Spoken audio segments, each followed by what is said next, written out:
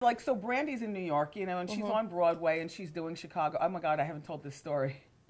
Story time. Brandy's, doing Chicago. And so, you know, I've known Brandy for a long time. You know, she's younger than me. She's like 35. She's got a daughter. And I've known her since the Moesha days, and I Want to Be Down. Yeah. So she goes to me. We finished having our conversation. She's promoting Chicago. She performed the whole bit. She leans into me, you know, and she goes, Wendy, let's be friends. What did you say? I was so taken. She's like, I'm in New York. I don't know anybody. Let's be friends. I was like, no. And then I caught myself. I said, oh my God. I don't mean no. I just mean I got things to do. She said, Wendy, please. You know, she said, I'm here by myself. So how did she get into your inner circle? She's not in my inner circle. I left it right here on the couch. But we hugged it out. But I thought it was so sweet. She goes, let's be friends. Because I think she thinks that, like, when I leave the show, that I'm going, you know, to the fancy restaurant where the paparazzi are outside or whatever. But I'm 51 and you're 35, girl. You know, I got a husband and a 15-year-old, and, you know, those 15-year-olds are up to things. I've got to go home and moisturize, and I make my life outside of celebrity culture. So, you know, but she laughed at it. I couldn't believe my reaction. She said, I was like, no. She's looking at you aghast, like, how could you? Yes, but I said, girl, look. I said, look, you were young, you are single, and you need to be friends with people like Angela Simmons.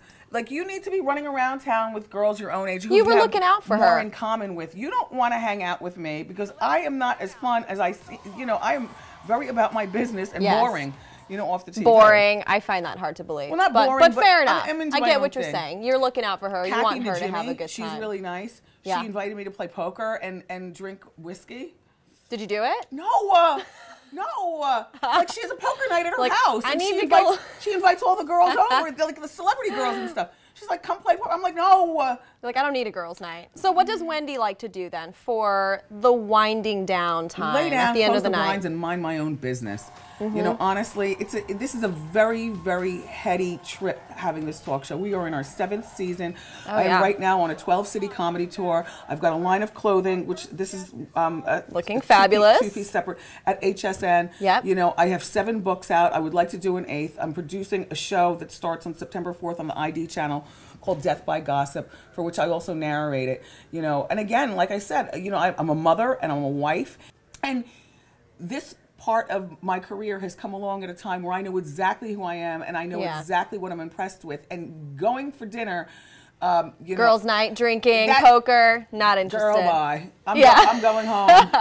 I've got to wake up in the morning. Our show is live out of New York at 10 a.m. Hey, you got to sleep. Girls got to sleep. It takes a lot of sleep to pull all this together. Oh, hey, I'm with you. I totally agree, and I know that that is very important. So with that said, what advice do you have for people aspiring to be a TV host or an entertainer like yourself?